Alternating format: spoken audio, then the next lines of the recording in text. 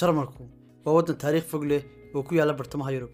Jarmalku waa awoodda dhaqaale ee ugu weyn Yurub, waana dal caan ku ah horumarka dhaqaalaha iyo farsamada casriga ah.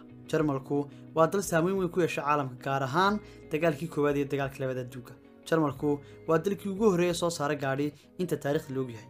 Barnaamijkeennan waxaynu ku eegi doonaa dhinacyada kala duwan ee dalka Jarmalka, laga soo bilaabo taariikhdiisa, goobaha dalxiiska ee soo jiidashada leh, shirkadaha waaweyn ee caanka ah, ilaa noloshii mushaharka qofka caadiga ah. waxaa intaas dheer waxaanu taaban doonaa sida loo helo sharciga dalka Jarmalka, kaasoo soo jiita dad badan oo adduunka ku nool. nala joog daawade ilaa dhammaadka si aad wax badan uga ogaato dalkan Jarmalka.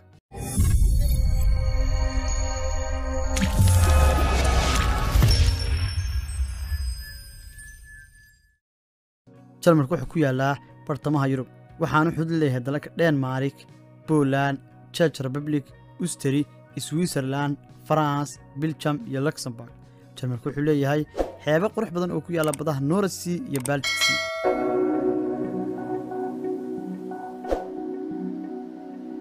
Jarmalku wuxuu leeyahay dhul dhan 357,222 kiiloomitir oo isku weera, taasoo ka dhigaysa dalka afraad ee ugu weyn Yurub. magaalada madaxda Jarmalku waa Berlin oo ah magaalada ugu weyn dalka.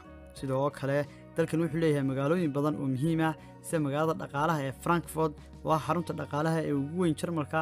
sidoo kale Frankfurt waa mid ka mid ah magaalooyinka ugu waaweyn ee Yurub. magaalada Munich ayaa ka mid ah magaalooyinka xiisaha leh ee Jarmalka. Munich waa il dhaqaale oo muhiim ah iyadoo caan ku ah warshadaha, tiknoolajiyadda iyo ganacsiga.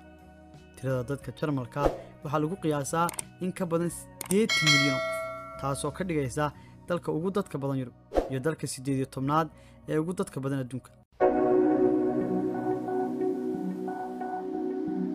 markii dagaalkii labaad ee adduunku dhamaaday sanadkii 1940, Jarmalku wuxuu wajahay xaalado adag oo siyaasadeed, dhaqaale iyo bulsho oo ka dhashay guuldaradii dagaalka iyo burburkii dalka. Jarmalka waxaa loo kala qaybiyay laba qaybood oo ay kala maamulayeen xulafadii dagaalku: Jarmalka galbeed oo ay maamulayeen xulafadii reer galbeedku, iyo Jarmalka bari oo uu maamulayay midowgii Soviet.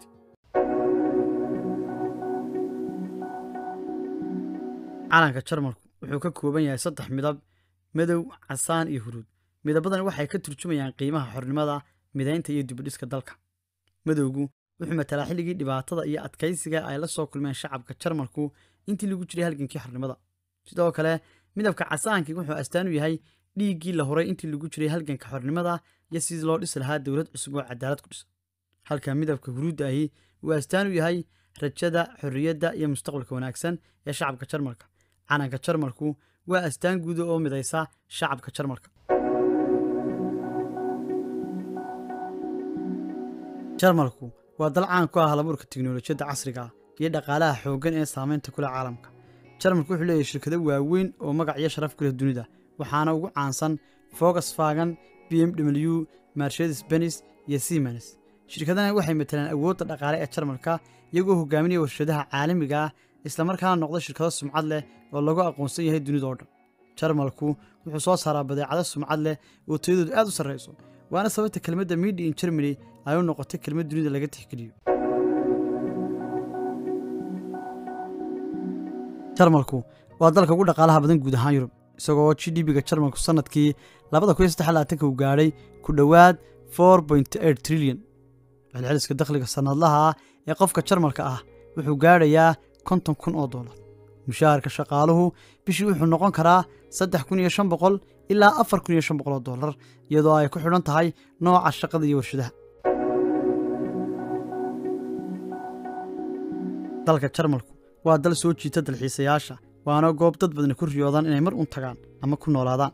goobaha dalxiiska ee Jarmalka waa kuwa xiise gaar leh, waxaana ugu caansan Neuschwanstein Castle, waana dhisme cajiib ah oo ku yaalla Bavaria. sidoo kale goobaha cajiibka waxaa ka mid ah Brandenburg oo ah taalo taariikhi ah oo ku taala Berlin. buuxadda kale ee cajiibka waa The Black Forest oo ah goob ashqaraar leh oo caan ku ah socodka dalxiiska. goobaha kale ee dalxiisayaashu daneeyaan waxaa ka mid ah The Rhine Valley oo ah wadooyin muuqaal dabiici ah oo cajiib ah. sidoo kale waxaa ku wareega webiga Rhine River. goobtan ayaa ah goob dabiici ah oo aad u qurux badan. goobahan ayaa ah kuwa dadka ugu badan ee booqdaan sanad walba. Jarmalku wuxuu leeyahay nidaam waxbarasho heer sare ah. Jarmalku wuxuu ku faanaa jaamacadaha caanka ah sida LMU Munich, Heidelberg University iyo Humboldt University. waxbarashada heerka sare waa bilaash ama qiimo jaban, waxaanu dalkanu dhiirigeliyaa cilmiga, tiknoolajiyadda iyo sahanka.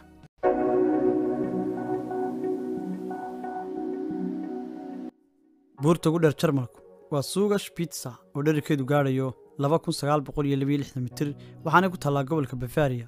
sidoo kale webiga ugu weyn Jarmalku waa Rhine River oo dhererkiisu yahay 1230 kilomitir. webigani wuxuu ka soo bilaabmaa Switzerland waxaanu sii dhex qulqulaa Jarmalka, kadibna wuxuu ku dhamaadaa badda waqooyi. Jarmalku wuxuu leeyahay nidaam sharci oo aad u adag. si aad u hesho sharciga deganaanshaha Residency Permit, waxaad u baahan tahay inaad buuxiso shuruudo gaar ah sida shaqo, waxbarasho ama dalka aad ku noolayd muddo 10 sano iyo wixii ka badan. sharciga socdaalku wuxuu sidoo kale u baahan yahay taageero dhaqaale iyo dhamaystirka habraacyada kale ee sharciga. waxaan rajaynayaa in barnaamijkan idin iftiimiyey wax badan oo ku saabsan Jarmalka iyo kaalinta uu ku leeyahay adduunka. ilaa barnaamijka kan xiga, ku nagaada nabad iyo caafimaad.